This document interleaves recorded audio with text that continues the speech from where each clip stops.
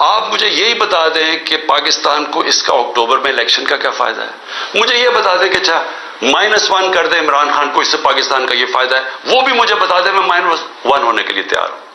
ملک تو رہا میرا تباہ ہو. لیکن یہ جو چیزیں ہیں یہ تو، اگر تو مجھے کوئی یہ بتا دے، ہماری یہ پی ڈی ایم کی ساری جماعتیں بتا دیں، ہماری اسٹیبلشمنٹ بتا دیں مجھے کہ جی ہمیں یہ بتائیں کہ اگر اب آپ نے ہمارے جو 2 الیکشنز جو ہونے چاہیے تھے 14 مئی کو، ایک پنجاب کا اور اس کے بعد پختونخوا کا، پاکستان کا آئین توڑا گیا ہے، آئین ٹوٹ گیا پاکستان کا، انہوں نے الیکشن نہیں کروایا، یہ کیئر ٹیکر گورنمنٹ اب غیر قانونی بن چکی ہیں، ان کے سارے آرڈرز انلیگل ہیں،